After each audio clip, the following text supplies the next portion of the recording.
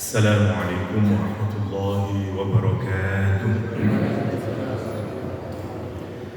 الحمد لله نحمده ونستعينه ونستغفره ونعوذ بالله من شرور أنفسنا وسيئات أعمالنا. من يهده الله فلا مضل له ومن يضلل فلا هادي له. أشهد أن لا إله إلا الله وحده لا شريك له وأشهد أن محمدا عبده ورسوله وصفيه وخليله أدى الأمانة ونصح الأمة وجاهد في سبيله حق جهاده. Ikhwafillah rahimakumullah. Subuh kita kali ini insyaallah kita mencoba mengkaji kata kurban di dalam Al-Quranul Karim, dengan juga nanti insyaallah kalau mencukupi kita akan membahas tentang kurban itu sendiri di dalam hadis, karena insyaallah dalam waktu dekat kita sudah akan bertemu lagi dengan Idul Kurban atau Idul Adha. Jadi kajian kita kali ini dimaksudkan agar menjadi bekal buat kita sekaligus mereview pemahaman kita terhadap kurban. Allah Subhanahu wa taala mengingatkan di dalam Al-Qur'an Karim, "Fasholli fasabbih bihamdi rabbika wastaghfir." Gimana? Wanhar inna a'tainakal kautsar fasholli li rabbika wanhar. Maka sholatlah semata-mata hanya karena Allah Subhanahu wa ta'ala. Banyak para ulama mengartikan yang dimaksud sholli li rabbik di sini adalah sholat Id atau sholat Idul Adha. Wanhar dan sembelihlah maknanya adalah menyembelih kurban. Ya, jadi karena memang ayat ini turunnya tanggal 10 Dzulhijjah, yaitu ketika ini dilaksanakan prosesi penyembelihan hewan kurban dan sholat Idul Adha di surah Al-Kautsar. Karena itu nanti kita akan mencoba di sana, apalagi Rasulullah SAW dalam satu hadis menyatakan, "Man kana lahu sa'ah," siapa yang diberikan oleh Allah keluasan finansial, kemudahan rezeki, ya, falam yudhi, tapi dia kok tidak mau mengeluarkan udhiyah atau berkorban, entah sapi, entah nopo namine wedhus, sing jelas boten korban perasaan. Nah niku boten kula sampun korban Ustaz, korban perasaan. Nah niku boten angsal ya. Nah kata Rasulullah SAW, "Fala taqrabanna musallana," maka jangan mendekat kamu kepada masjid kami. Saking kerasnya. Karena itu dalam madzhab Hanafi kurban itu wajib hukumnya. Alhamdulillah dalam madhab, bukan alhamdulillah sebenarnya, dalam madhab Syafi'i sunnah. Tapi jenengan seperti orang Turki, India, Pakistan, Bangladesh, nah ini kata-kata yang madhab Maliki, di Hanafi, di madhab Hanafi wajib hukumnya. Karena itu mereka pasti berkorban. Bagi yang merasa cukup, minimal satu keluarga ya satu. Nah monggo niki dipikirkan ya, apalagi karena ada hadis Rasulullah, kalau ada orang diberikan kelebihan di waktu Dzulhijjah dan dia tidak mengeluarkan udhiyahnya, tidak usah dekat ke masjid kami. Kira-kira begitu. Sampai dahsyatnya hadis ini, sebagian imam mazhab mewajibkan bagi orang yang memiliki kemampuan dan tidak melaksanakan ibadah haji untuk berkurban. Nah, mari kita lihat dulu nopo niku kurban, seluk-beluknya, dan bagaimana Quran menggunakan kata kurban. Yang pertama kita melihat di surah Ali Imran ayat ke-183. Allah SWT menyatakan, "Alladzina qalu innallaha 'ahida ilaina alla nu'mina li rasulin hatta ya'tiyana bi qurbanin ta'kuluhun nar qul qad ja'akum rusulun min qabli bil bayyinat wa billadzi qultum falima qataltumuhum in kuntum shadiqin." Ayat ini sebenarnya bermula dari kedatangannya beberapa pemimpin orang Quraisy menemui Rasulullah SAW. para pemimpin Quraisy ini datang menemui Rasulullah SAW menuntut bukti kalau Rasulullah SAW itu benar-benar adalah seorang nabi. Kenapa? Mereka menggunakan tradisi yang sudah berlaku lama di kalangan masyarakat Yahudi, bahwa kalau ada seseorang yang datang mengklaim dirinya sebagai seorang nabi, maka mereka menuntut untuk orang tersebut berkorban. Dia menyembelih sapi atau menyembelih kambing, kemudian diletakkan di tanah yang lapang, dan masyarakat menunggu. Kalau nanti ada api putih dari langit yang mengambil korban tersebut, berarti klaim kerasulan dan kenabiannya benar ada. Karena itu kata orang Yahudi di surah Ali Imran, alladzina, orang-orang qalu yang berkata, innallaha, sesungguhnya Allah, ahida ilaina, telah menjanjikan kepada kami, kita ada hubungan perjanjian antara kami orang Yahudi dengan Allah SWT, alla nu'mina, untuk tidak beriman, li rasulin, kepada seorang rasul, hatta yatina, sampai rasul tersebut mendatangkan kepada kami di kurbanin, kurban ta'kuluhun nar, yang nanti akan dimakan oleh api. Para ulama tafsir mengartikan api putih, ya mungkin seperti kilat yang menyambar dan kemudian mengambil makanan tersebut atau daging tersebut. Qul, katakan Muhammad, qad ja'akum rusulun, sungguh telah datang kepada kalian, hei orang-orang Yahudi, beberapa utusan Allah, min qabli, dari sebelum saya, bil bayyinat, dengan membawa bukti yang nyata, ya, dengan membawa bayyinat, termasuk diantaranya korban, wabilladzi qultum, dan dengan apa yang kamu ucapkan tadi. Jadi nabi itu ada dua ternyata, nabinya Bani Israel. Ada nabi yang datang membawa bayyinat, bukti yang nyata, yaitu bawa mukjizat. Nabi Isa bawa mukjizat, Nabi Musa bawa mukjizat. Nabi Isa menyembuhkan orang lepra, menyembuhkan orang buta, membuat burung dari tanah. Nabi Musa menjadikan tongkatnya menjadi ular. Namanya bayyinat, bukti yang nyata, clear evidence. Ya, ini bukti nyata kalau dia memang Rasulnya Allah SWT. Jadi harus ada buktinya. Kalau memang kamu lulusan UGM, mana bukti ijazahnya? Misalnya. Jadi harus ada buktinya. Jangan sensitif lah orang-orang ini. Jadi kedah wonten bukti nih, wonten matute. Lah sana dulu nabi ini ada dua. Kalau nabi itu sudah datang membawa bayyinat, tidak dituntut lagi, karena bayyinatnya sudah tanda bahwa memang dia klaimnya benar. Buktinya nggak ada manusia yang bisa merubah kayu menjadi ular, nggak ada manusia yang bisa bikin burung dari tanah yang dibentuk seperti burung-burungan kemudian ditiup terbang dia.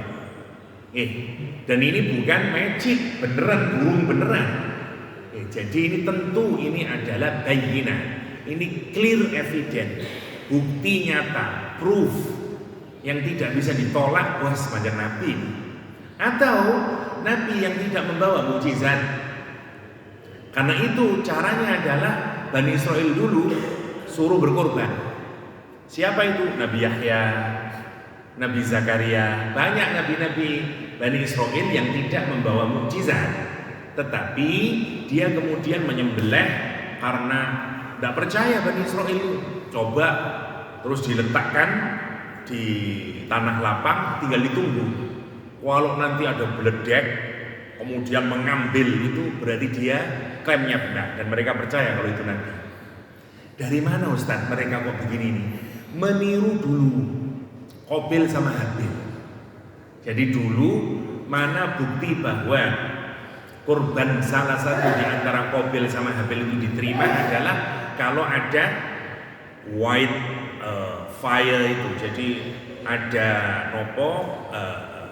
api putih itu atau kilat itu yang menyambar dan kemudian membakar atau mengambil korban tersebut.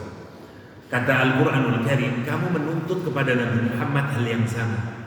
Padahal kata Nabi Muhammad, sudah ada kata Allah SWT, Nabi Muhammad suruh berargumentasi dengan orang Yahudi, kata Allah SWT dalam ayat ini, bilang sama mereka, bukankah telah datang nabi-nabi datang kepada kalian membawa bayinat, tidak membawa kurban. Ada juga nabi-nabi yang datang kepada kalian membawa kurban. Kalau memang kamu mengakui mereka itu nabi, falima qataltumuhum, mengapa kamu membunuh mereka itu? In kuntum shadiqin, jika kamu benar. Karena Yahudi ini kurang ajar. Nabi yang bawa korban dibunuh, seperti Nabi Yahya dipenggal kepalanya, Nabi Zakaria digergaji, Nabi yang bawa bayinat juga tidak dibunuh. Termasuk siapa yang terakhir, Nabi Isa alaihissalam. Siapa yang bunuh Nabi Isa? Orang Yahudi. Kalau kita pikirkan, jadi kalau kamu memang meminta bukti itu sebagai tanda bahwa kamu akan beriman, masalahnya adalah kenapa nabi-nabi yang dulu sudah datang kepadamu membawa bayinat, membawa kurban, kamu kemudian membunuhnya? Itu untuk menunjukkan orang ini meminta kurban, Allah membukakan apa yang ada dalam hati mereka. Karena nggak ada gunanya, mereka ini hanya sekedar menuntut, bukan tuntutan yang akan membuat mereka beriman. Hanya sekedar coba leusowes, nanti leanu diarani tukang sihir, tidak akan beriman. Karena itu Allah tidak meladeni mereka. Dan apalagi Nabi Muhammad bukan tipe nabi yang diutus oleh Allah dengan membuktikan dirinya dengan cara berkorban. Kenapa? Karena Nabi Muhammad sudah dikasih bayyinah. Dia tipe yang pertama, seperti Nabi Isa, seperti Nabi Musa, seperti Nabi Saleh, dan seterusnya yang diberikan mukjizat oleh Allah Subhanahu wa Ta'ala. Watan maksudnya. Karena itu kurban itu di ayat ini menunjukkan sebagai tanda bukti kenabian. Nah, apa korelasinya buat kita, Ustaz? Kita ini beriman kepada Allah Subhanahu wa Ta'ala. Kita mengaku cinta kepada Allah SWT. Tanda kalau kita ini benar-benar klaim pernyataan cinta kita, pernyataan bahwa kita ini mengabdi kepada Allah, pernyataan bahwa kita ini akan menghamba kepada Allah, di hari raya kurban itu diminta buktinya. Tidak penting ada kilat menyambar kurban jenengan, tapi begitu jenengan memberikan kurbannya, itu proof, itu menjadi clear evidence bahwa jenengan membuktikan I am believer, saya ini orang beriman. Karena itu tanda kemudian. Dan apalagi kalau orang mengerti nilai pahala dari orang yang berkorban, Masya Allah, tentu dia akan berkorban. Ya, mulai tetesan darah menetes sudah digugurkan dosa-dosa kita, Masya Allah. Dan sunnah hukumnya melihatnya. Ustaz, ibu-ibu korban wedhus katanya melihat waktu penyembelihan darah menetes niku disunnahkan nggih, wonten sunnah ya memang. Tapi wedi Ustaz nggih mboten usah lek wedi. Nggih sunnah malah ku geblak nggih masalah. Nah gitu. Jadi bagi yang berani. Kenapa? Karena dulu Fatimah dipanggil oleh Rasulullah SAW ketika menyembelih. Fatimah sini, lihat. Ya, dan seterusnya. Dan itu menjadi kesunahan. Ya. Jadi melihat prosesi penyembelihan. Sekaligus ini menjadi apa? Menjadi salah satu bukti konkret kalau memang sembelihan kita itu disembelih. Kenapa kita begitu itu? Karena hati-hati nggih. Misalnya kados teng Saudi Arabia, niku dam korban, niku sing nakal-nakal, niku banyak yang nggak disembelih. Saestu niki. Mergane lho Ustaz nopo niku salah kula, mboten salah jenengan nek wis misale jenengan salah ngetok dam atau nopo. Lah saya enggak tahu ya Ustaz, tak serahkan mutawif saya. Iya, kalau mutawif yang baik dia pastikan ya. Dia datang ke tempat penyembelihannya, ini sing jenenge iki biasa dicampur-campur. Soalnya wong akeh ono sing golek bathi, nopo mana sing dam-dam niku waduh nakalan. Saestu niki. Ya meskipun ini oknum ya, tapi karena itu biasanya ini menjadi tanggung jawab siapa? Mutawif. Mutawifnya lah jenengan nek badhe haji mangke lek ngoten-ngoten lah inisiatif dalam kloter. Ustaz, kita kepingin tahu lokasi pembeliannya. Biar sekaligus sing direk wedhus kurek. Ngoten. Lah soalnya wong akeh. Jangankan itu. Ini bocor-bocoran mawon, ini bocoran sing nakal ya. Bukan berarti boten kata sing jujur, luwe kataan sing jujur. Contoh badal haji. Badal haji niku lek kemurahan, jenengan kudu curiga. Badal haji piro? 3 juta. Niku boten haji. Sing ngomong ngeten iki sinten? Wong-wong sing wis urip 30 tahun teng mriku. Ngobrol kula kali wong-wong niku. Lah wong badal haji 3 juta Ustaz. Lah ongkose tasrih mawon teng wukuf pinten? Niku nggih kula umrohaken mawon wis lak padha ae lah Ustaz. Wis penting wis haji kecil. Mangke kula gawe spanduk boten sepanduke. Foto di cedek-cedek gunung Ustaz. Wis kira-kira wis padha ambek saestu niku. Mergane jenengan lek wonten KBIH batal haji murah, jenengan kudu curiga. Kecuali wajane sinten sing nglampahi, kula piyambak mboten napa-napa lek niku. Tapi ada tim kita sudah, waduh blegedes ya mon. Nggih. Jadi ya minimal harganya yang pantas. Saniki misalnya lumrahe biasanya 15, utawa lek 10 iso rada pantas. Badal piro ngen kuwae murah, 2,5 juta haji badal. Ya blegetek niku. Ya di umrohno mawon, nek di umrohno lah gampang sak jam mantun lumayan, kipas-kipas 3 juta kan. Nggih. Meduro-meduro ora pati genah niku ngoten nggih. Nun sewu iki bukan berarti meduro elek, tapi memang kan sing menguasai di sana niku lek urusan haji kata-katae ya saudara-saudara kita dari napa namine Madura, Sunda dan seterusnya nggih. Jadi wonten namine duit niku menggoda nggih. Dan memang salah travelnya. Jangan mau kalau terlampau murah niku. Karena tidak mungkin, apalagi sekarang bayar, tasrehnya niku bayar untuk bisa izin masuk Arafah niku bayar dan seterusnya. Jadi kalau benar-benar melaksanakan haji, nggak mungkin biaya 3 juta nih, boten. Meskipun haji badan, haji beneran boten niku biasa dilampahi. Kulo nanti dalam satu travel niku,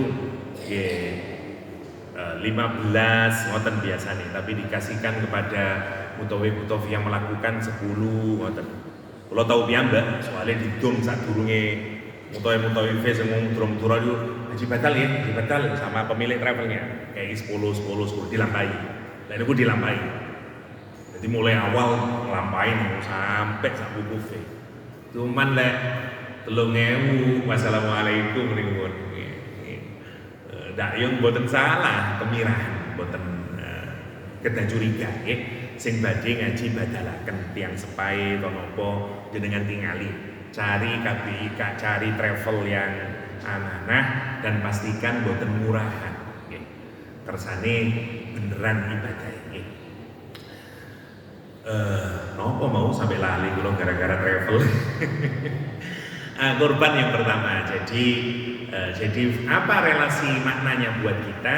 Jadi korban itu kalau dulu sebagai bukti klaim pernyataan benarnya seorang nabi dan rasul, maka pada ayat ini juga menunjukkan inilah tanda bahwa kita ini klaim kita bahwa kita ini beriman itu benar. Nomor 2, korban itu berasal dari kata kurbun. Kurbun itu artinya dekat, lawannya bu'dun. Bu'dun itu jauh. Kalau dalam bahasa Arab akhirannya ditambahi an, artinya menjadi sangat ekstrim. Misalnya ghafara mengampuni, ya, ghufran, ya, ghufran sangat ekstrim pengampunannya. Rohima menyayangi, Rohman sangat ekstrim kasih sayangnya. Kurbun dekat, kurban sangat ekstrim kedekatannya. Kedekatan dengan siapa? Kedekatan dengan Allah Subhanahu wa Ta'ala. Kita ini hidup di dunia itulah bergerak untuk mendekati Allah Subhanahu wa Ta'ala. takarrub namanya, kepingin tiap hari kita sholat, kita ibadah, kepingin tambah cedek teng Gusti Allah. Sehingga kita menjadi nopo? Muqarrabun, tiang ingkang parek teng Gusti Allah. Tiang lek pun dados muqarrabun, level surgane nomor setunggal. Terus surah Al-Waqiah nggih, as-sabiqun ulaikal muqarrabun. Nggih, wong mlebu surga niku tingkatane wonten telu. Tingkatan paling ngisor namine napa? Ashabul yamin. Nomor kalih ashabul maimanah. Nomor 3 as-sabiqun. Sopo as-sabiqun niku rek?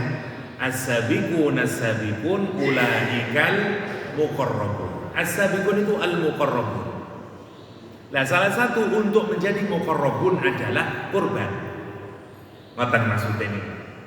Jenengan nek kepingin, nah kurban cukup sudah, minimal ya satu keluarga satu. Lek mboten gadah, keluarga kula pitu ya Ustaz, tuku sapi mboten kiyat kula. Tapi lek wedhus insyaallah tasih kiyat lah. Ya wedhus. Jenengan sing kurban, tapi nanti niate jenengan, tapi nanti pahalanya di-share dadi sak keluarga. Angsal ngoten. Jadi niku carane ngoten. Lek sapi saged tambah topan malih. Wah, top nggih, tapi menawi boten saged minimal kambing, minimal kambing. Apa ada kewajiban harus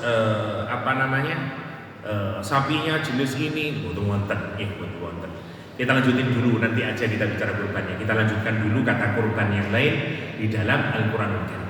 Yang kedua kita dapati di surah Al-Maidah ayat 27 ketika Allah bercerita tentang kisahnya Qabil sama Habil yang sama berkurban.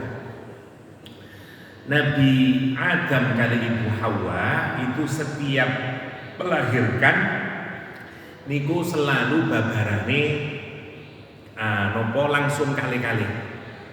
Lanang wedok setiap babaran kali. Lanang wedok. Lah waktu Qabil lahir juga Iklimia. Mantun ngoten adike lahir namine Habil. Habil lahir kali Layudha. Dulu karena dereng kathah menungsone, Nabi Adam syariahnya adalah boleh menikahkan anak antara anak, tetapi harus disilang. Berarti Qabil entuk dulur wedoke Habil entuk dulur wedoke Qabil. Ngoten carane dulu. Berarti Habil angsal Iklimia, Qabil angsal Layudha. Celakanya Iklimia luwe ayu timbang Layudha. Krono jenenge wis layu. Nah, dadi rada layu niki sing Layudha niki. Mboten nggih. Kula ngapalnoe ngoten. Jadi kalau iling-iling pas sinau niku ngoten, Layudha kok kalah ayu ngoten. Jadi Layudha kali Iklimia. Setan mulai kok niku kok iso. Wong awakmu dulur tuwa kok. Iklimia iku lak lahir bareng awakmu. Kok iso awakmu itu Layudha iku tonton lah. Layudha yo kalah ayu rek, mosok Iklimia. Kon kate nggawa Layudha yang mantenan. Lah ya apa kok ndak izin tak? Wah, semisale nggih. Diublek-ublek niki teng setan sampai akhirnya protes teng sinten? Teng bapake. Bapak, jenengan niku mikano kula. Niku jenengan pancen luwih seneng teng Habil ta kaya napa? Mestine lak kula sing asal Iklimia niku. Kula sak duluran mulai cilik. Kok iso kula angsal Layudha? Pun besiru ngoten. Nopo terus Nabi Adam niki pancen repote duwe anak ngoten nggih. Jangan kita menganggap anak kita ini semua sama. Jangankan Nabi Adam nih, Nabi Ibrahim kurang soleh nopo Nabi Ibrahim niku. Nabi Ibrahim niku begitu mantun nopo namine diuji oleh Gusti Allah dengan ujian berbagai macam nih, dibakar, disuruh meletakkan anak istrinya di tempat yang tidak ada apa-apanya, dibakar, suruh mendirikan Ka'bah, suruh kemudian macam-macam menyembelih anaknya. Setelah berhasil semuanya, Allah mengangkat Nabi Ibrahim sebagai imam bagi seluruh umat manusia. Wa idzibtala Ibrahim rabbuhu bikalimatin fa'atammahunna. Apa terus kata Allah? Qala inni ja'iluka lin-nasi imama. Nabi Ibrahim, sekarang kamu akan aku jadikan sebagai imam. Buat siapa? Linnas, buat seluruh manusia. Tapi namine wong tua dikasih pangkat jabatan yang begitu hebatnya, dia kepingin anak-anaknya juga mendapatkan hal yang sama. Nabi Ibrahim donga teng Gusti Allah. Ya Allah, wa min dzurriyyati. Jadikan juga anak-anak putu-putu saya semuanya menjadi nopo? Menjadi imam buat manusia. Jadi nabi dan nabi rasul. Napa terus Gusti Allah? Sepurane Nabi Ibrahim, lek keturunanmu sing saleh tak dadekno nabi, ambek rasul. Tapi lek keturunanmu sing zalim, sepurane dekne ndak entuk perjanjian iki. Ya bluna. Kata Rasul Nabi Gusti Allah napa? La yanalu ahdidz zalimin. Tidak memperoleh perjanjian ini bahwa dia nanti akan dijadikan pemimpin, jadi nabi, jadi rasul. Siapa? Keturunanmu yang zalim. Jadi sinten ini keturunan sing zalim? Sebagian keturunan Nabi Ibrahim alaihissalam. Niku keturunan Nabi Ibrahim. Jadi kita ini mboten nangsal. Nggih, pokok keturunane nabi wis mesti apike, mboten wonten sing blunat. Wonten ayate niku. Begitu juga sing saniki lagi rame nih, Habib pro Habib kali kontra Habib. Apa semua Habib baik Ustaz? Banyak yang apik, tapi tidak semua yang baik. Wong sing kurang ajar nggih kathah, nggih wonten, mboten kathah lah, nggih wonten. Kemarin baru kita dengar seorang Habib memperkosa 30 wanita. Kita geleng-geleng, gila nih. Sampai ngamuk-ngamuk, Habib-Habib sing alim-alim, sing pinter-pinter, sampai ngomong nopo, kasih hukuman yang berat. Tetapi meskipun kita begini, jenengan di motor nangsal terus benci kabeh yang Habib, nggih boten nangsal. Kula tanglet, wonten ndak wong Madura sing nyolong? Lah wonten toh wong Madura sing nyolong. Napa kemudian karena ada 1-2 orang Madura yang mencuri, terus jenengan Madura wis nyolongan kabeh, Ustaz. Kula tanglet, wonten napa wong Jawa sing korupsi? Wonten sing malsu ijazah. Nih, mungkin nggih wonten langit lah. Terus jenengan waran wis wong Jawa wis pokoke tukang pemalsu. Nggih mboten nangsal ngoten niku. Mergane kula mboten purun katut-katut wong sing pro kontra habaib. Terus kula lare alit ngoten niku. Derang dewasa. Namine keturunan nggih wonten, keturunane jenengan mangke nggih wonten. Sing saleh nggih wonten, sing toleh nggih wonten. Sing apik nggih wonten, sing elek nggih wonten. Sinten sing elek? Sing zalim.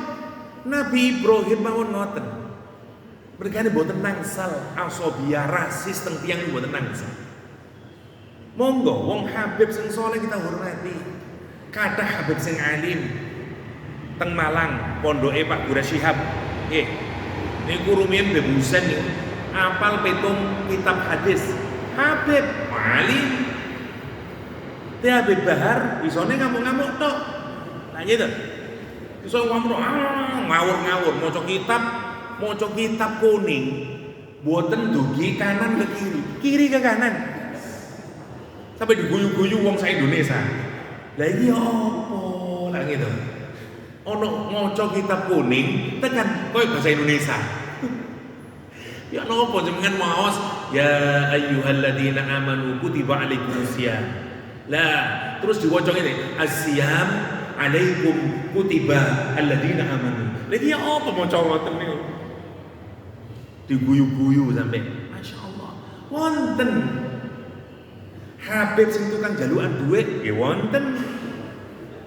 Marani umai kiai, marani umai ustad, terus aku mambengi ketemu Kanjeng Nabi. Aku dikongkon yang anu ngene-ngene, terus kongkon jaluk dhuwit yang sampean.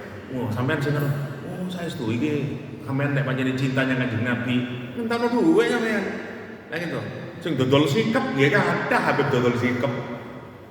Sing nganti ditembak, nganti iki ya krana ndak duwe ilmu.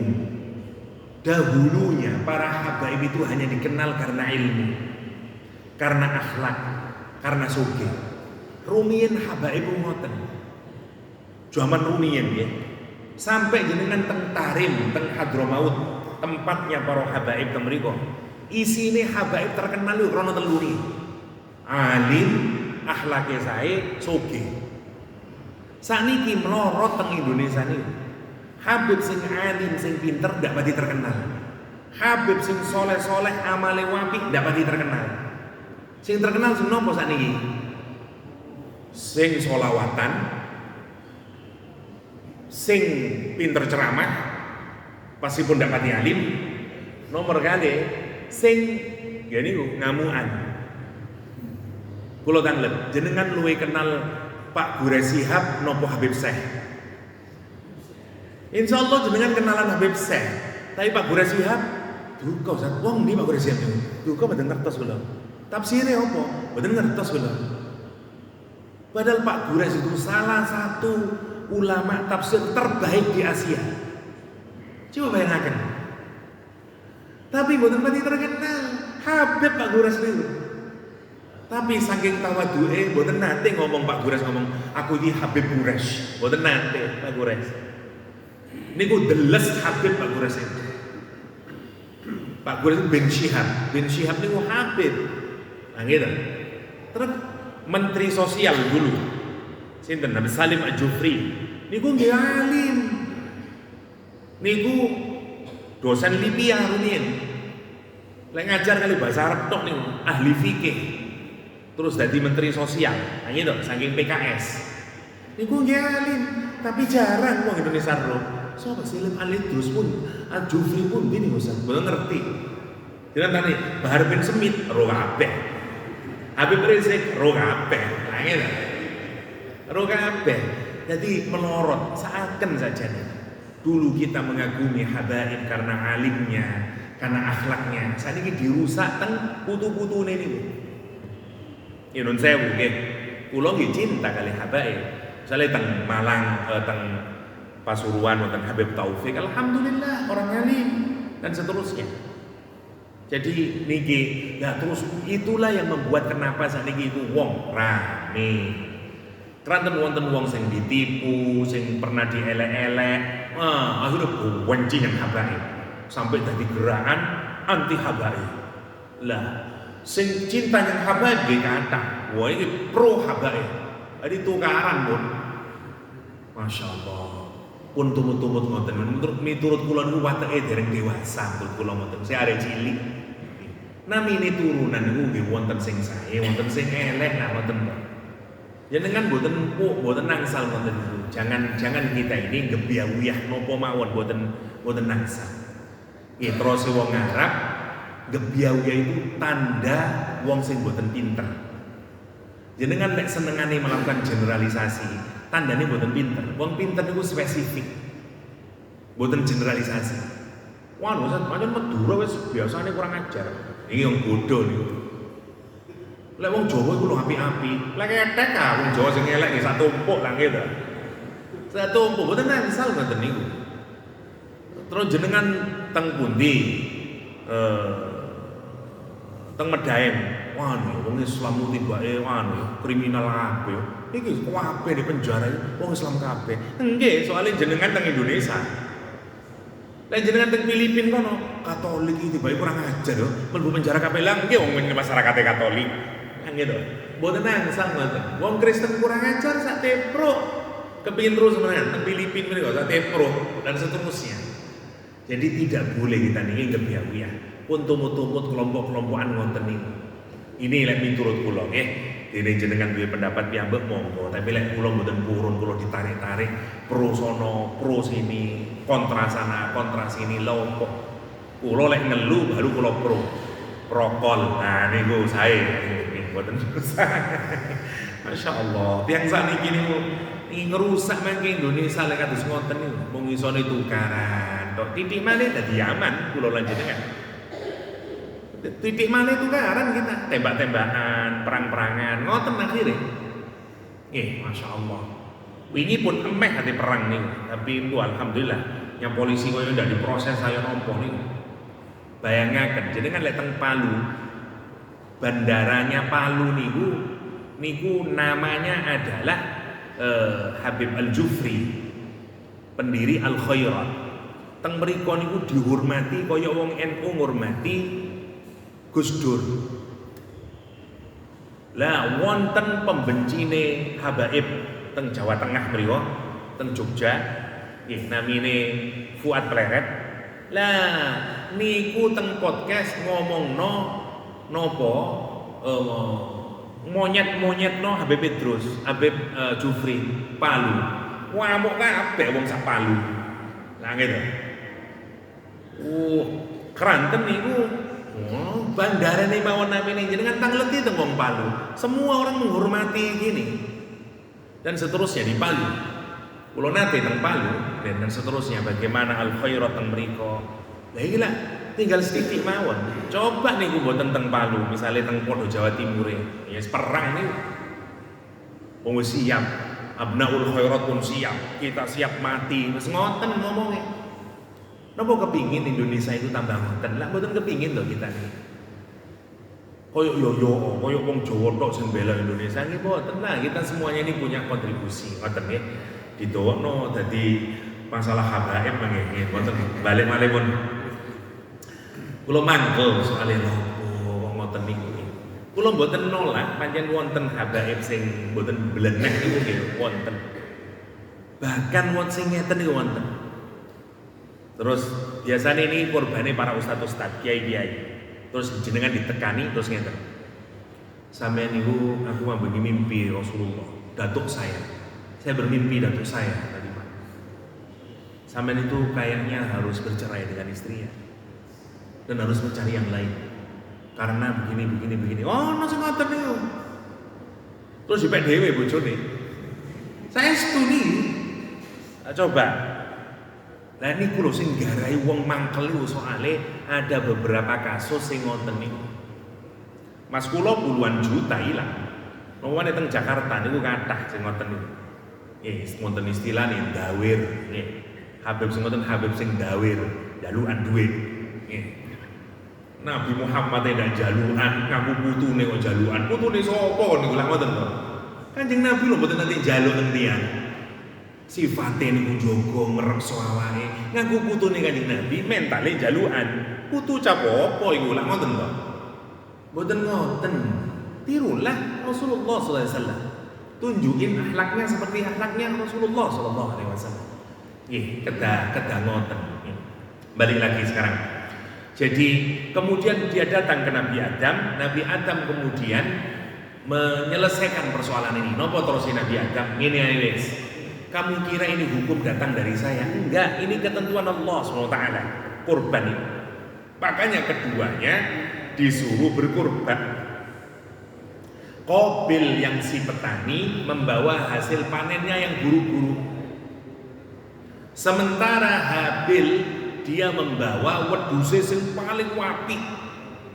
Namanya Jarir. Muga-muga wonten-wonten Pak Jarir mrene. Terus jenenge wedhuse niku Jarir. Nanti wedhuse niki diambil oleh kilat itu dibawa ke surga. Pas Nabi Ibrahim kate nyembelih Nabi Ismail, wedhus Jarir iku sing didono teng Gusti Allah. Gawe gantine Nabi Ismail alaihissalam. Dadi wedhus kibas kabeh niki gampangane anake Jarir, Ibnu Jarir. Masya Allah alamin. Nah setelah dikasih ternyata yang diambil korbannya adalah korbannya Habil. Ngoten. Terus ngamuk sampai kemudian dibunuh itu ceritanya. Nah sekarang korban yang ketiga adalah wonten surah Al-Ahqaf, tapi bukan relevan buat kita karena ini untuk orang kafir ya.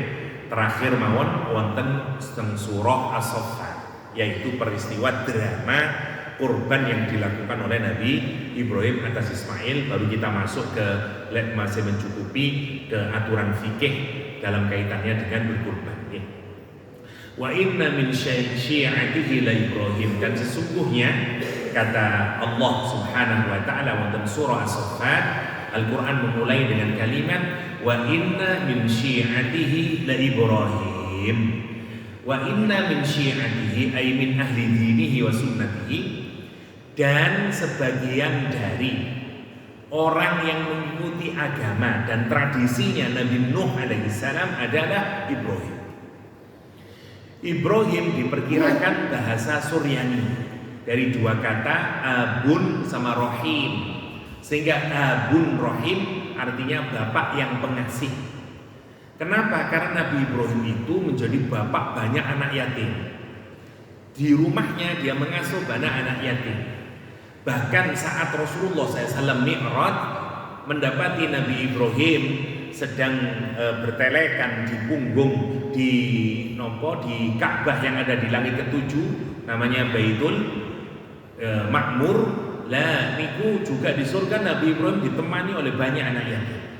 Karena itu gelaran Nabi Ibrahim salah satunya adalah abun rahim. Ya, kalau kita mengikuti bahasa Ibrani. Ada juga yang menyatakan Ibrahim bukan bahasa Suryani, tapi bahasa Babilonia. Diperkirakan artinya adalah Abra, itu artinya pindah, artinya saya. Abraham atau Ibrahim, saya berpindah.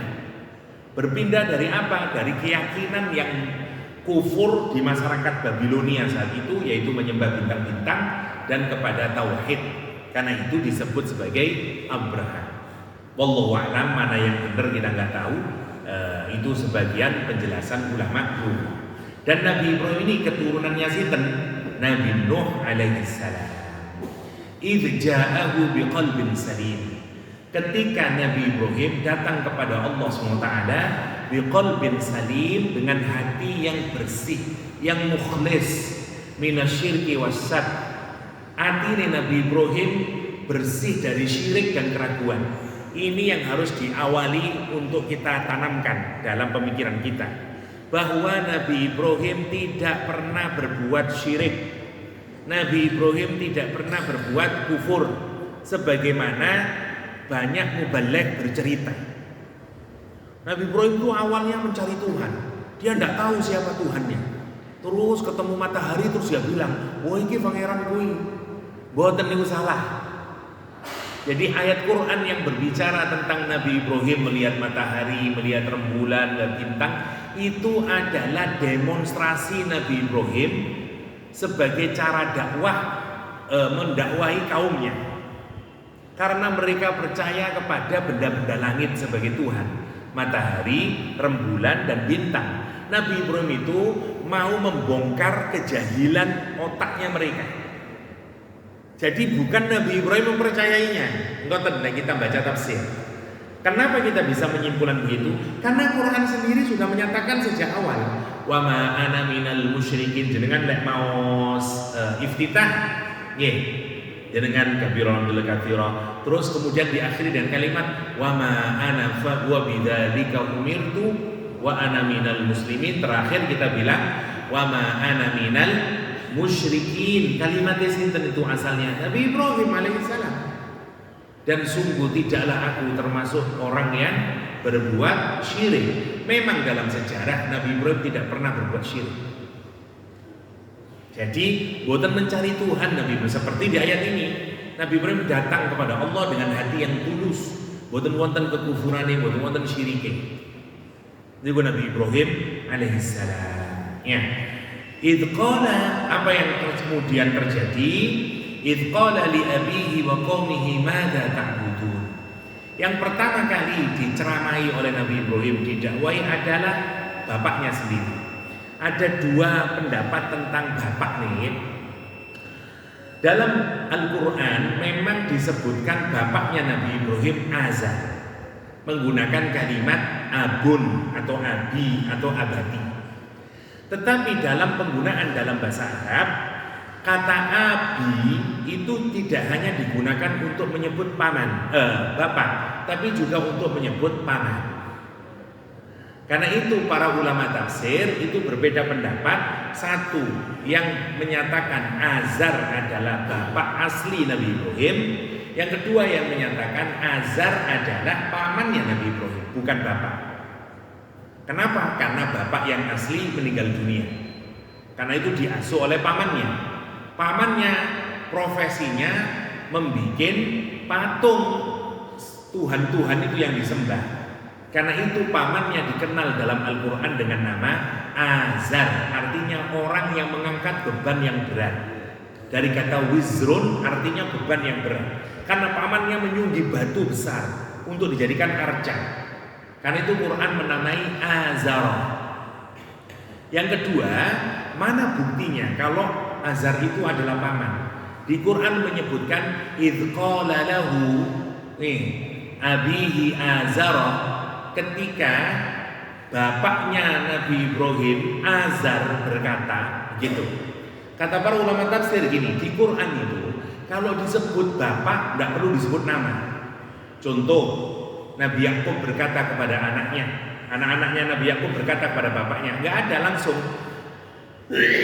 Katanya Nabi Yusuf, ya abadi inni ra'aitu, wahai ayahku, saya melihat tadi malam 11 bintang bla bla bla bla bla. Anaknya Nabi Ibrahim alaihissalam memanggil kepada Nabi Ibrahim langsung, Ismail, ya abatif al ma tu'mar, hei bapakku sayang, lakukan apa yang diperintahkan Allah. Boten ngeten, wahai bapakku Ibrahim, sembelihlah saya. Boten ngoten. Lah untuk Azar kalimatnya ngoten. Ketika berkata bapaknya Azar, lah kata para ulama tafsir itu tanda dia bukan bapak kandung, tapi dia adalah nopo paman atau pengasuhnya Nabi Ibrahim. Apalagi memang biasanya, apalagi wonten hadis yang menyatakan Nabi ini akan selalu berasal dari keturunan yang baik, yang bersih. Rodok boten pati masuk akal. Nabi bapak wong kafir itu boten pati masuk akal. Dan seterusnya. Karena itu para ulama tafsir terbelah jadi dua. Syekh Mutawalli Sya'rawi misalnya dalam tafsir Khawatir memilih paman. Kulo katut Syekh Mutawalli Sya'rawi. Kulo termasuk yang tidak menganggap Azar bapaknya Nabi Ibrahim, tapi pamannya Nabi Ibrahim. Buktinya apa nanti paling kuat Ustaz? Nabi Ibrahim diusir dari rumah. Bapak itu sak ngamuk-ngamuknya boten kira ngusir dari rumah. Nanti pamannya marah sampai begini, wah jurni malio, metu kon sing ado wis, ndak usah meneng omah. Saking ngamuke. Gara-gara dikritik, nah dakwah Nabi Ibrahim pertama di keluarganya. Apa hikmahnya buat kita? Kita ini kalau nasihati pertama di keluarga kita dulu diberesin. Ada orang ceramah di luar terus anaknya tidak beres. Wacaran dong, anaknya iki opo? Ustadz tukang ceramah anaknya wah ndak karu-karuan. Nah, ini berarti sinten dulu yang harus diceramahi? Keluarganya. Nabi Ibrahim menyatakan kepada pamannya ini, idz qala li abihi, ketika dia berkata kepada bapaknya wa qaumihi dan kaumnya, madza ta'budun, apa yang kalian sembah ini? Aifkan aliyatan dunallah turidun, apakah anda menyembah selain Allah SWT yang kalian hendaki? Itu kebohongan nyata, itu kepelintir sampean ini. Fama dzambukum bi rabbil alamin, maka apa persaksian prasangka kalian itu terhadap Allah Rabbul Alamin? Nah, setelah itu Nabi Ibrahim melihat ke langit sana, fanadhara nadratan nujum. Singkat ceritanya, Nabi Ibrahim dakwah ke kaumnya, berbagai macam model dakwah. Dia ditunjukin karena semua kaumnya itu menyembah matahari, menyembah bulan dewa Zeus, Apollo, Daphne, tuhan-tuhannya mereka. Nabi Ibrahim menghinakan mereka dengan kalimat, oh iya yo, aku yo percaya oleh itu hebat ya pancene srengenge Tuhan beneran nih. Begitu maghrib surup, tapi Tuhan kok surup ya? Wah koyoke ndak bener gitu Tuhan ini. Begitu rembulan, iki ae koyo iki penggantinya matahari lebih dahsyat nih. Kayaknya ini Tuhan. Sebenarnya itu ingin menggugah pikirannya masyarakat Irak saat itu, masyarakat Babilonia. Singkat ceritanya, akhirnya sudah tidak bisa dibenahin, datanglah fiesta. Jadi ada 1 tahun sekali, semua masyarakat Babilonia itu harus membawa sesaji, ya, dikumpulkan semuanya dalam tanah yang lapang bersama rojoni. Semua orang wajib datang karena didaftar, nama-namanya di absen. Kecuali yang sakit boleh. Nabi Ibrahim sumpah, aku lekati melu ini kufur. Gimana caranya? Bikin drama. Dan kata Nabi Ibrahim, inilah kesempatan saya untuk dakwah yang paling terakhir, yaitu dia mau menghancurkan patung-patung ini. Karena didakwai dengan berbagai model sudah tidak bisa. Dakwanya kemudian nanti akan dihancurkan patung, dan itu diizinkan oleh Allah. Jenengan boten nangsal, aku tak niru Nabi Ibrahim ngencurno gereja Ustaz, boten nangsal. Niki tahapan seluruh dakwah sudah dilalui oleh Nabi Ibrahim. Kalau cepetaken mawon, waktu ini boten kathah. Akhirnya Nabi Ibrahim gawe alasan. Fanadzara nadratan nujum, terus nonton ke langit ini. Ayo Ibrahim budal, ayo sepurane aku loro. Kata Nabi Ibrahim, faqala inni sakin. Kata Nabi Ibrahim, sepurane saya sakit. Sakin itu sakit ruhani. Sakit ruhani. Kalau kita sakit, bisa sakit ruhani, bisa sakit jasmani. Misalnya kayak begini. Atau sebagian ulama menyatakan sakit yang nanti akan dihadapi orang saat akan meninggal dunia. Dan semua orang akan mati, dan pasti akan merasakan sakit sebelum kematian. Nah, itu pendapat pertama. Pendapat kedua, seperti kita kalau jenengan ningali wong kelakuane elek utawa ngambeng terus jenengan gini, aku lorong untuk awakmu. Utawa wong Inggris ngomong I'm sick with you. Kronos dua karu-karuan saking mangkele yang bojone, I'm sick with you. Wah, dari tidak tahu nurut anu ini anu wis gawe aku loro ae. Ngoten maksudnya ini. Lah, Nabi Ibrahim itu pinter, koyok lawyer ya, milih kata-kata niku pinter. Lah makanya nopo terose Nabi Ibrahim, saya sakit. Akhirnya diizinkan ndak ikut, semua orang berangkat, fatawallau anhu mudbirin.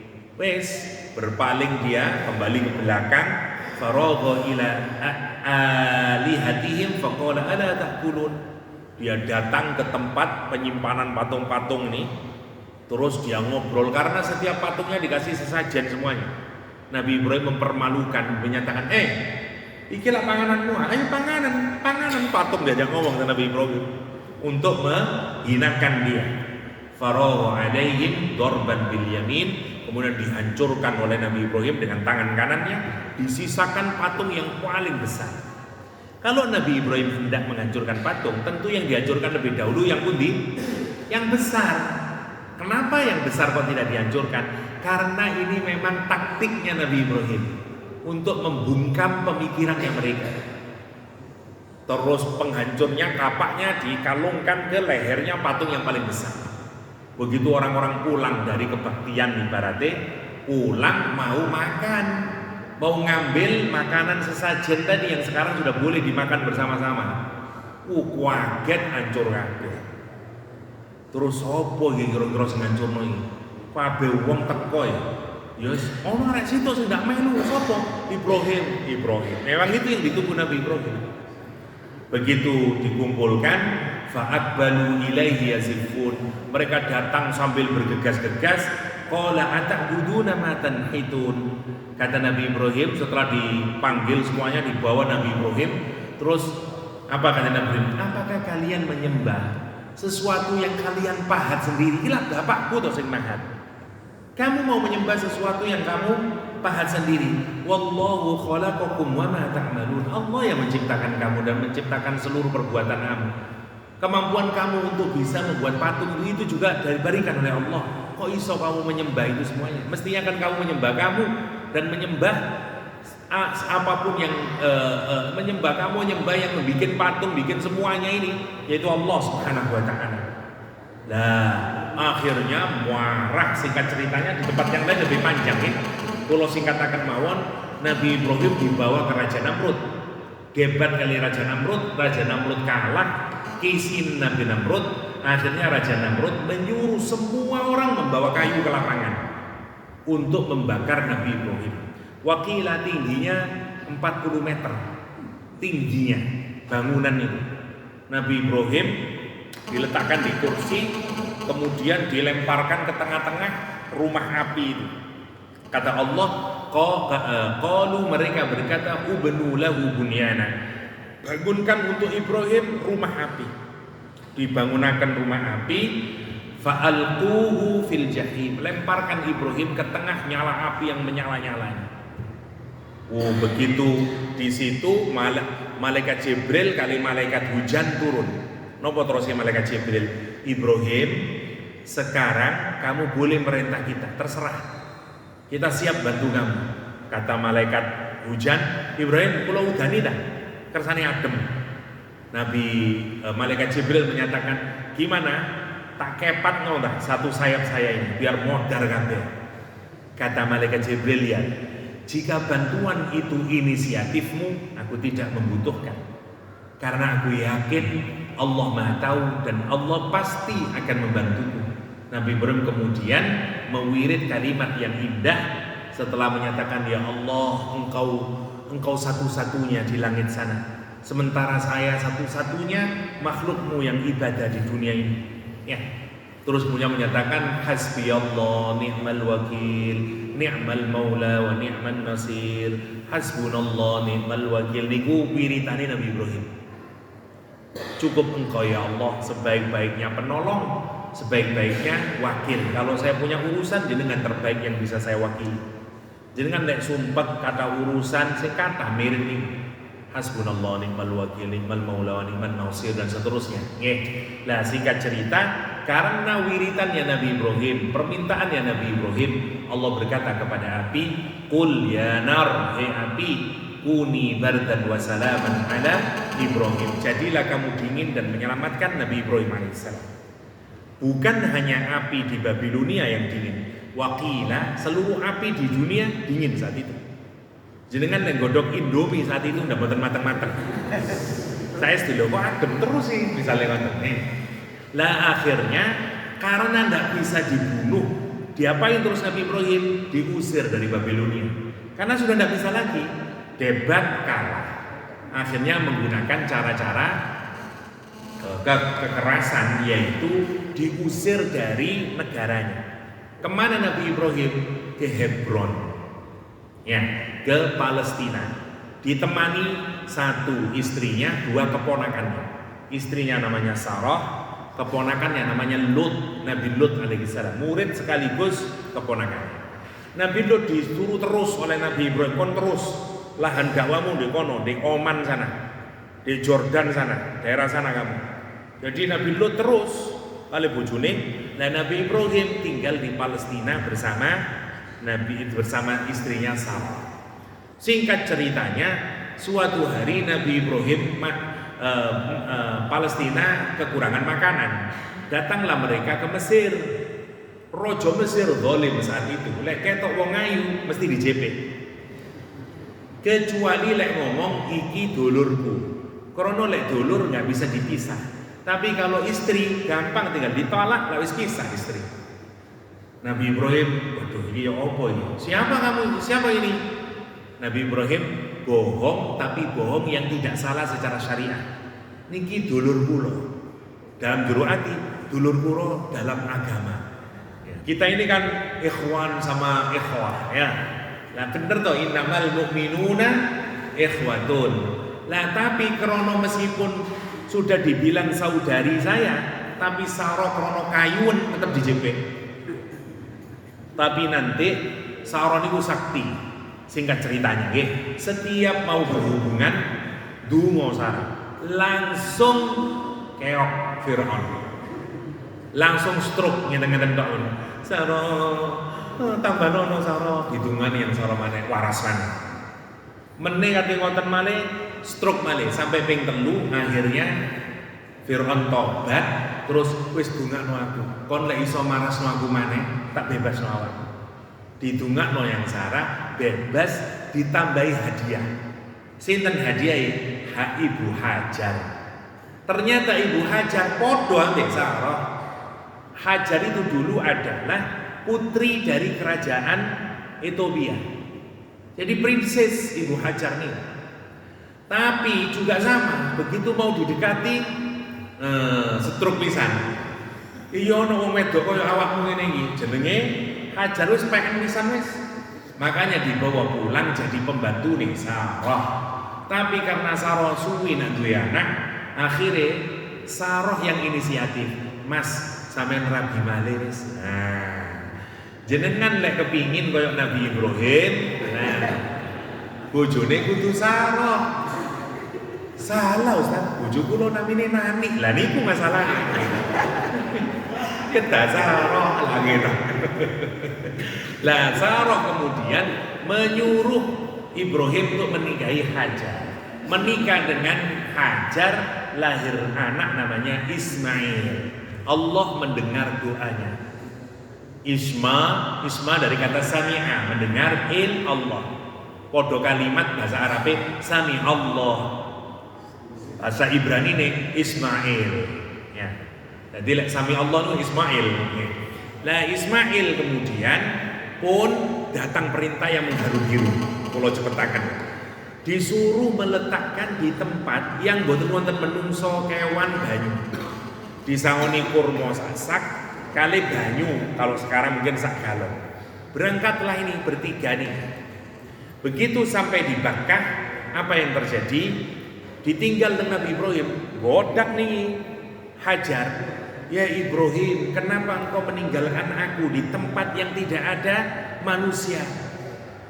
Nabi Ibrahim boten saged jawab, nangis Nabi Ibrahim. Karena yo nopo katen jawab, semua jawaban pasti akan disalahkan. Dikejar malih, nopo sampean kok ndele aku teng mriki niki, boten saged. Akhirnya Hajar ngerti pertanyaannya saya yang salah karena tidak menjawab Nabi Ibrahim. Apa kata Abu Hajar? Allah amaraka bihada. Apakah Allah yang memerintahkan panjenengan menyuruh saya diletakkan di sini? Apa kata Nabi Ibrahim? Na'am. Napa terus Ibu Hajar? Idzan la yudhi'ani Allahu abada. Kalau demikian pasti Allah tidak akan menyia-nyiakan. Ditinggal terus Nabi Ibrahim. Air di galon tadi mulai diminumkan habis, nangis jerit sekarang mulai. Bingung Ibu Hajar. Ibrahim dari jauh melihat Hajar naik ke Bukit Sofa mencari, ono ndak rek karavan, saya mau minta air. Sebelah sana ndak ada. Oh, barangkali sebelah sana di Marwah, di Tonto ada ndak cari air, ndak ada. Sampai ping 7 nih. Sofa, Marwah, ngoten terus. Nabi Ibrahim dari kejauhan donga teng Gusti Allah. Rabbana inni asqula pun dele ya Allah keturunan kula. Faj'al afidatan minan nas, jadikan hati manusia tertambat ke tempat itu nanti. Mereka ini jenengan mari umroh kepengin umroh malih. Mergo napa? Dungane Nabi Ibrahim. Faj'al afidatan, jadikan hati-hatinya manusia tahwi ilaihim, kepingin teng mriko terus. Jenengan nek sampe mboten kepingin teng Mekah, awake ojo kurang iman awake kira kata ngoten. Karena orang itu mesti kepingin, meskipun jenengan pun mantun haji mantun umroh, kula kepingin malih. Aduh yo kapan yo iso umroh maneh ora ngoten. Saking dhuwit tak duwe rek, nah ngoten. Mesti kepingin. Niku tondo iman. Nggih. Mantun ngoten warzuq ahlahu minat thamarat, kasih buah-buahan ya Allah. Lah Jibril kemudian mengepakkan sayapnya, muncul Zamzam. Pun aman. Akhirnya mulai dikunjungi keranten wonten manuk, lek wonten banyu manuk teko. Lah habis gitu orang-orang dari Yaman, dari suku Jurhum meminta izin untuk bisa tinggal bersama. Singkat ceritanya bersamalah mulai jadi di tempat yang dihuni orang Mekah. Ceritanya ngoten Mekah. Nah singkat ceritanya datang perintah berikutnya. Kalau singkatakan mawon waktunya tinggal sedikit. Perintah Nabi Ibrahim mimpi telung dino. Kapan mimpi nih? Tanggal 8, tanggal 9, tanggal 10. Mimpi terus Nabi Ibrahim. Mimpi disuruh menyembelih anaknya. Mulai tarwiyah, wukuf, kali ini disuruh nyembelih 3 hari berturut-turut. Setelah mimpi 3 hari berturut-turut, wis gak iso maneh iki, pasti bener mimpi. Anaknya baru dikasih tahu, "Nek le, bapak sepurane oleh anakku sayang," kata Nabi Ibrahim. "Aku disuruh oleh Allah melalui mimpi untuk menyembelih. Pikirin dhisik ya. Ojo diputusno dhisik. Fangdur madza tara." Kamu pikirkan dulu, nanti kalau kamu sudah berpikir baru kasih tahu pendapatmu bagaimana. Ini gue hebatnya Nabi Ibrahim. Padahal ini perintah Allah, masih disosialisasikan kepada anaknya.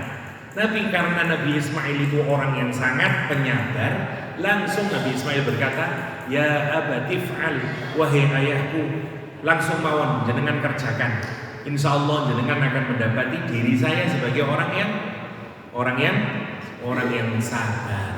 Langsung singkat ceritanya, keluarlah mereka, setan mulai muncul untuk menggodanya, dilempari dengan batu dan seterusnya sebagaimana yang kita ketahui bersama, sampai akhirnya sampailah di tempat penyembelihan itu. Wah, drama mulai terjadi. Begitu dibaringkan, nopo terose Nabi Ismail, "Ayah, tolong ikat tubuh saya sekeras-kerasnya, biar nanti kalau jenengan menyembelih saya tidak bergerak-gerak. Karena nanti kalau terlampau longgar bajunya, nanti saya takutnya saya bergerak-gerak." Niku terose sinten? Terose putrane. Akhirnya kata dia, "Usdud ribadi, kuatkan ikatan saya hatta la attarib, sehingga saya tidak bisa bergerak-gerak lagi. Waqfub siyabaka li'alla yantajida 'alaiha syai' min dami fatarahu ummi fatahzan." Tolong ayah angkat baju, lempitan bajune sampean. Nanti lagi nyembelah saya kecipratan getih, jenengan pulang terus ada bercak darah di bajunya, terus Umi melihat, Umi akan sedih. Masya Allah dramanya. Terus habis itu, "Ayah, wa asraq marrasikin, cepatkan jalannya pisau itu ala khalqi, di tenggorokan saya ini, liyakunal maut ahwana alayya, agar kematian itu terasa ringan buat saya ayah. Waqdhifni lil wajhi, saya jangan ditelentangkan begini, miringkan saja. Nanti kalau jenengan telentangkan, nonton saya nangis, buat terjadi." Kata dia, Masya Allah. Terus akhirnya dramanya diletakkan di sininya, langsung datang suara malaikat yang sangat keras, "Ya Ibrahim, qad saddaqta ru'ya, inna kadzalika najzil muhsinin wa fadainahu bidzibhin adzim." Hei Ibrahim, kamu telah menunaikan perintah Allah SWT dan Allah mengganti dengan bibas yang sangat besar. Nah dari situlah kemudian kita punya tradisi tanggal 10 Dzulhijjah, kemudian kita menyembelih hewan kurban dari Nabi Ibrahim alaihissalam. Pahalanya sangat banyak, monggo yang diberikan kemudahan oleh Allah SWT, kita menyisihkan sebagian uang untuk kita ikut berkorban. Moga-moga jalanan kurban kita semuanya dijadikan hamba Allah yang semakin dekat kepada Allah, dan kelak semuanya nanti dimasukkan ke dalam surganya. Amin Allahumma amin. Demikian ngapunten boten sios fikihnya, waktunya boten cekap. Mugi-mugi wonten manfaatipun. Hadanallahu yakum ajmain. Wa sallallahu ala nabiyyina Muhammadin wa alihi wa sahbihi wasallam. Wa akhiru da'wana alhamdulillahi rabbil alamin. Subhanakallahumma wa bihamdik asyhadu an la ilaha illa anta astaghfiruka wa atubu ilaik. Assalamualaikum warahmatullahi wabarakatuh.